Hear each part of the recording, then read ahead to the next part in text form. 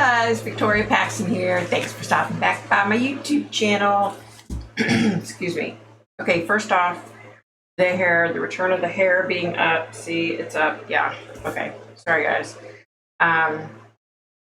It's hot. Hot as crap in here. So, all right, guys, this is a long one, so you might want to grab a drink or something to snack on. It's going to take a little while to get through this. And I just want to put a little thing here that this will not be everybody's cup of tea, okay? This was a pretty bizarre thing, and trust me, when I did my connection, I was like, what? So, yeah. I know everybody's going to come at me in the comments section, so if you're mean, if you don't keep it nice, then, you know, I'm going to have to delete it, so. Okay, so sit back and relax. Here we go, guys. Okay. There's a lot of reading, y'all. Sorry. In 1959, a group was formed for a skiing expedition across the northern Urals in Sverdlovsk Oblast, Soviet Union. Okay, guys, there are a lot of Russian words and names in here, and y'all know I suck at pronunciations with people's names, so don't come at me in the comment section. Okay, so Igor Dyatlov, I think I said that right, Dyatlov. He's a 23-year-old radio engineering student at the Ural Polytechnical Institute. He was the leader who assembled a group of 9 others for the trip, most of whom were fellow students and peers at the same university. Each member of the group, which consisted of 8 men and 2 women, was an experienced grade 11 hiker with ski tour experience and would be receiving their grade 3 or 111 certification upon their return. At this time, this was the highest certification available in the Soviet Union, and it required the candidates to traverse 300 kilometers, which for the American folk is 190 miles. The goal of the expedition was to reach Gora Otorten. It was a mountain that was 10 kilometers or 6.2 miles north of the site of the incident. Okay, so the hikers were Igor Dyatlov, 23 years old, Yuri Doroshenko, 21 years old, Ludmila Dumanina, I think I said that one right. She was 20 years old. Wow, she was just a baby. Georgy Krivanashenko, 23 years old, Alexander Kolovatov, 24 years old, Zenaida Kalimagorova, 22 years old, Rustam Slobodin, 23 years old, Nikolai Thibault Brignos, 23 years old, Semyonaka Alexander Zolotaryov, 38 years old. Okay, so he was the oldest one in the group. Yuri Yudin, 21 years old. So they were all pretty much early 20s with the exception of Semyonaka Alexander Zolotanov, who was 38 years old. The group arrived by train at Ivdel, a town at the center of the northern province of Sverdlovsk Oblast, in the early morning hours of January 25th, 1959. This was a long time ago, y'all. They then took a truck to Vizhay Alori, the village that is the last inhabited settlement in the north. Wow. While spending the night in Vizhay, the hikers purchased and ate loaves of bread to keep their energy levels up for the hike the next day. On January 27th, they began their trek toward Gora Otorten. These words, these names, y'all, I'm struggling. January 28th, one of the members, Yuri Yudin, who suffered from several health issues, including, rheumatoid arthritis. That's insane. And he had a congenital heart defect. He turned back because his joint and knee pain made it he was in too much pain to hike. So, wow. Can you imagine being him and turning back only to find out that the rest of your friends are gone? They died. Wow. Okay. So because they were able to locate diaries and cameras at the last campsite, that's how they were able to track exactly where the route that they took. Okay. So on January 31st, the group arrived at the edge of a highland area and began to prepare for climbing. In a wooded valley, they cached surplus food and equipment that would be used for the trek back. The following day, the hikers started to move through the pass. It seems they planned to get over the pass and make camp for the next night on the opposite side, but because of worsening weather conditions, snowstorms, and decreasing visibility, they lost their direction and deviated west up towards the top of Kholat Svikal. When they realized their mistake, the group decided to stop and set up camp there on the slope of the mountain rather than move 1.5 kilometers, that's almost a mile, y'all, downhill to a forested area that would have offered some shelter from the bad weather. Yudin postulated that Dyatlov probably did not want to lose altitude that they had gained, or he decided to practice camping on the mountain slope.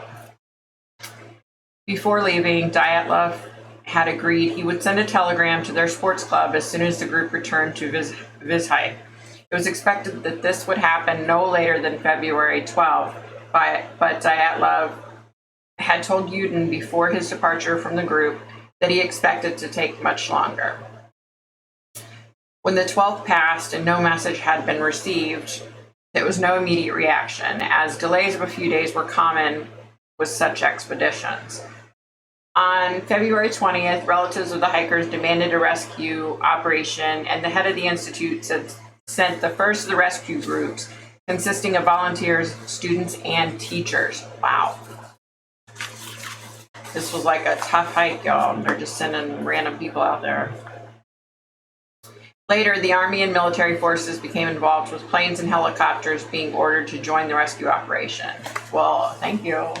Come on. On February 26th, which is much, much later, the searchers found the group's abandoned and badly damaged tent on Kholat Svikal.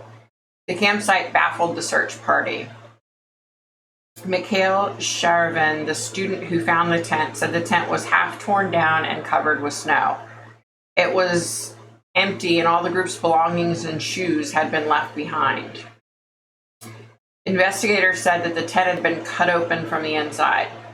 8 or 9 sets of footprints left by people who were wearing only socks or a single shoe, or even barefoot, could be followed, leading towards the edge of a nearby wooded area on the opposite side of the pass.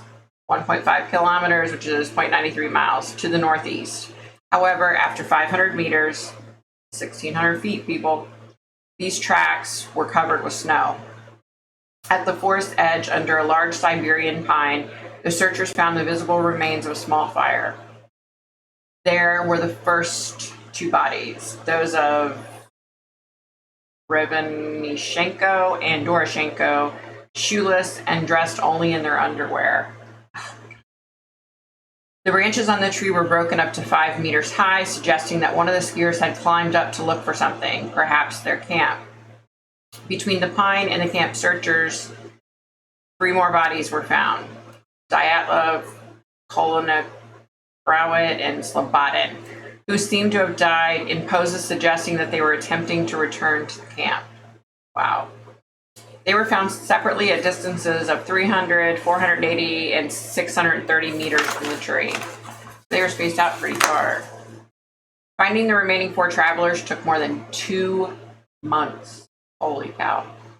They were finally found on May 4th under 4 meters, 13 feet, of snow in a ravine 75 meters, 246 feet, further into the woods from the pine trees. 3 of those were dressed better than the others, and there were signs that those who had died first had their clothes relinquished to the others. Dubinina was wearing Krivonchenko's burned, torn trousers. Why were they burned? And her left foot and shin were wrapped in a torn jacket. A legal inquest started immediately after the first 5 bodies were found.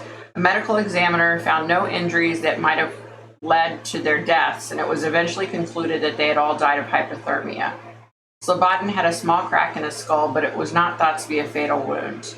An examination of the 4 bodies that were found in May, so that was the last 4 bodies that were found, shifted the narrative as to what had occurred during the incident. 3 of the 4 hikers had fatal injuries. Thibaut Brignol's had major skull damage, and both Dubinina and Zolotarev had major chest fractures. According to Boris Vozrotny, the force required to cause this damage would have been extremely high, comparable to the force of a car crash. Wow. Notably, the bodies had no external wounds associated with the bone fractures, as if they had been subjected to a high level of pressure. Wow. All 4 bodies found at the bottom of the creek in a running stream of water had soft tissue damage to their head and face. Okay, well, they weren't found until May. So that was 3 months later, so it could have been because of animals. For example, Dubinina was missing her tongue, eyes, part of her lips, as well as facial tissue, and a fragment of skull bone, while Zolotarev had his eyeballs missing. Wow. Alexander Kolovatov had his eyebrows missing. Wow. Although it was minus 25 to 30 degrees with the storm blowing, the dead were partially dressed. Some of them had only one shoe, while others had no shoes or just socks. Some were wrapped in pieces of ripped clothing that seemed to have been cut from those already dead. All right, y'all.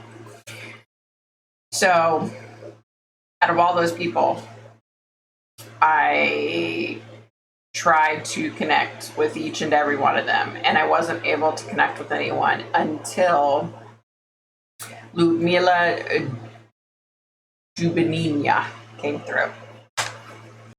Let me just say, I didn't know anything about this case. Going into this, I didn't know anything about this case. So I didn't know. A lot of times I'm able to see stuff before I connect. I couldn't see anything. Nothing. Okay, so I told her, what I was doing, that I wanted to find out what happened to all 9 hikers, and see what went on, okay? So she went on to say that everyone was getting along, things were going well. It had been really cold the first 3 nights, but the stove was helping. So she said one thing that ended up happening was Dyatlov, was kind of like the leader, but everybody was arguing, and so she went on to say that everyone was arguing. Everybody said, oh, we should do this, we should do that. Nobody wanted to give in. They all just wanted to argue and stand their point of view. So she said that was starting to be a problem. She said the second to last night, the wind and snow, it was so cold, even with the stove and, all the bodies in the same tent. She said it was unbearable. It was bad. So I asked her if she'd talk about that last night and what she remembered. So she said immediately the men started arguing and fighting. They were pissed off because Dyatlov wanted to camp on the side of the mountain, on the slope. And everybody was like, that's insane. We need to go to where the trees are so we have some kind of coverage from the wind and the snow and the cold. And so they were all arguing and fighting. She said they were, the guys had all been drinking. So she said finally she was just like, okay, whatever. And she laid down. She was trying to go to sleep. And so were the rest of the people. Everybody was pretty much calming down to go to sleep. She said she didn't know how long she had been asleep, but she didn't figure it was more than maybe, half an hour. And she woke up coughing, and she couldn't see anything. It was just wall-to-wall smoke. And she started to hear everybody else coughing and waking up. Okay. Here's where it starts to get strange, y'all. So there's all this smoke. They're all coughing.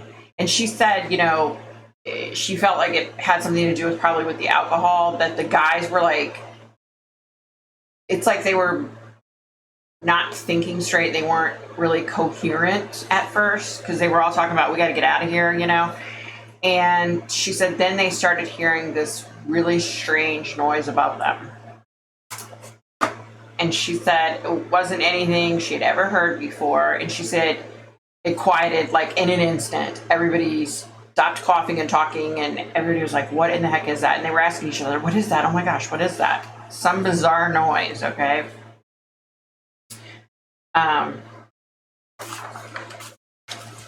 Okay. So she said the noise continued, and then all of a sudden she felt like wind rushing into her face. And she said it was easier to breathe. And that's when she realized that somebody had cut the tent, to give them air. So this noise was definitely freaking them out. They had no idea what it was, and they were scared at this point. She went on to say it was like a growl. It was like a growling sound, but it sounded like it was coming from like right above them. So like over top of the tent, and they're all sitting there, trying to rationalize, saying there's nothing above the tent.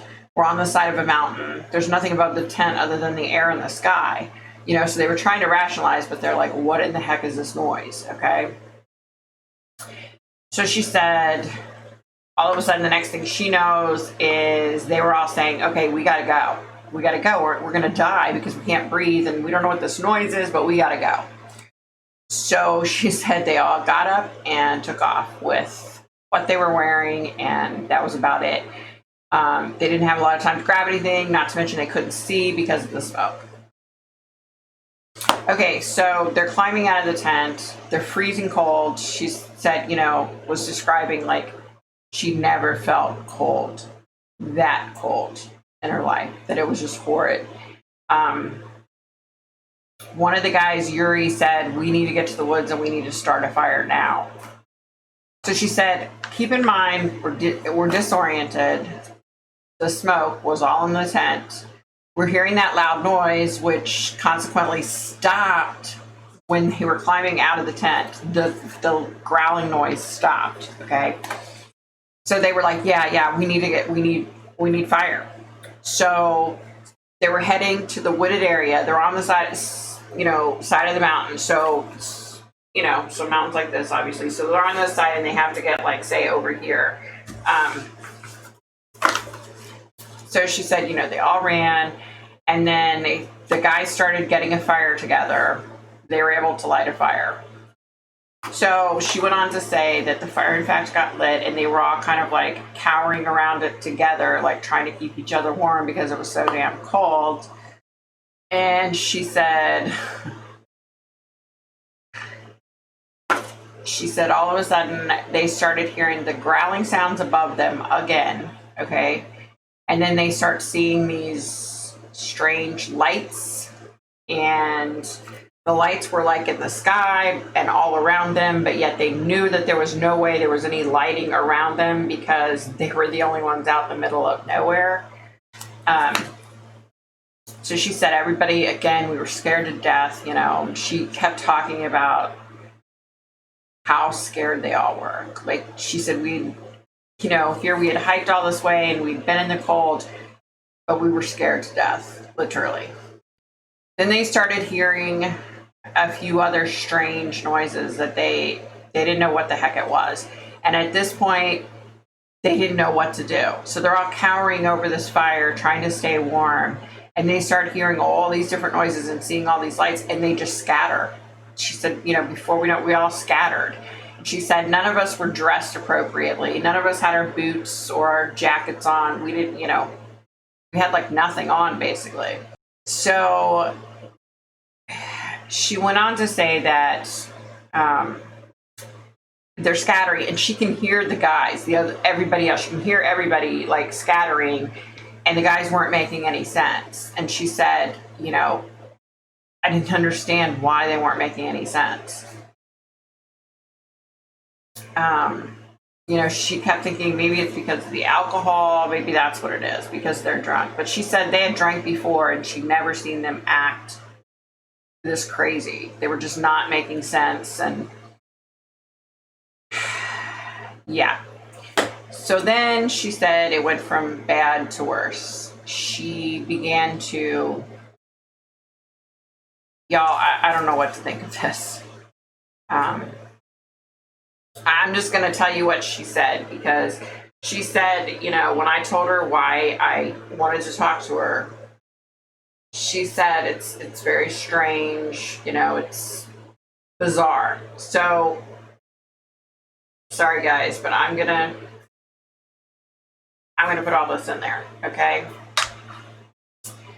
So she said she began to see, you know, she's in the woods running, and she began to see, it's like the lights were up in the air, so it was like magnifying everything down below. So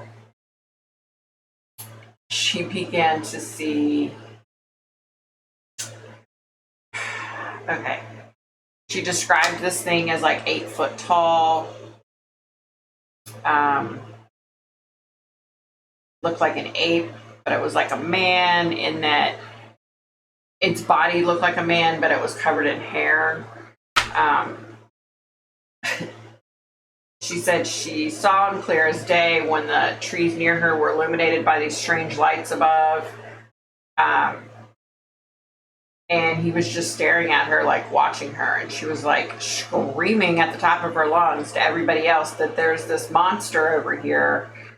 And one of the guys that was with her was like, come on, telling her, you know, just stop, come on, because apparently nobody else saw this but her. I don't know, y'all.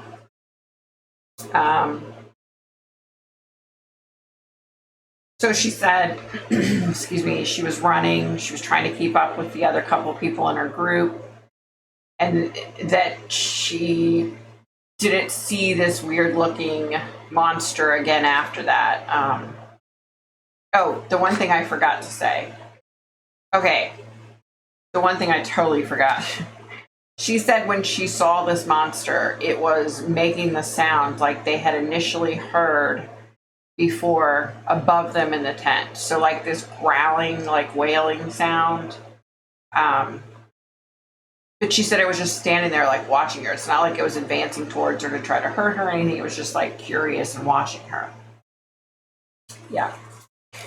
So she said she's running. She'd gotten away from it. It just stayed there. She kept running. She didn't see it after that. Running. And then she felt herself falling. She said after she felt herself falling that it's like she couldn't go anymore.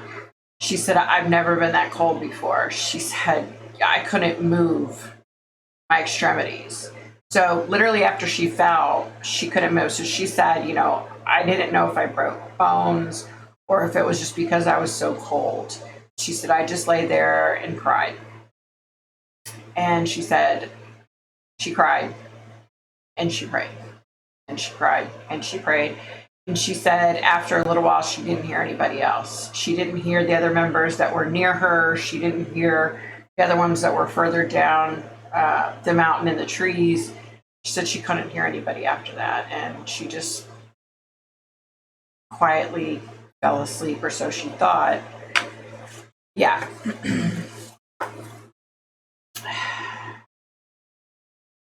I asked her one last thing before she went. I said, what were the lights from, and the bizarre sounds, the other sounds and the lights, what was that? And she said, I don't know.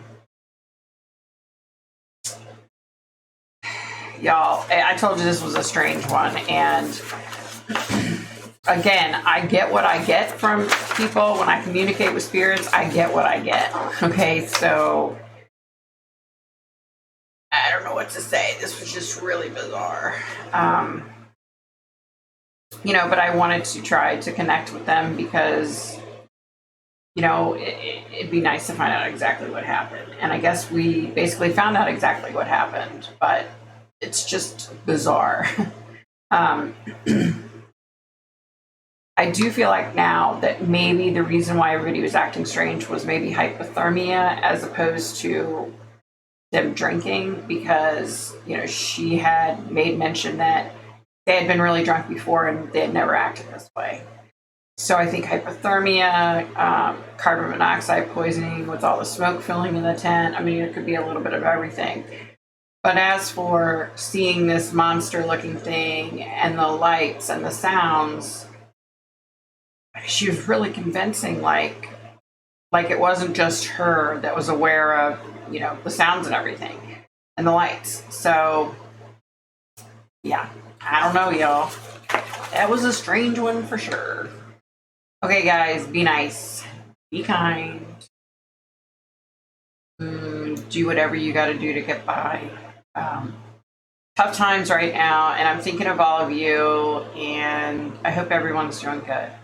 And I hope your week goes better. Today's Monday, so hopefully this week will be a good week for everybody. That's about all I got to say, guys. Bye.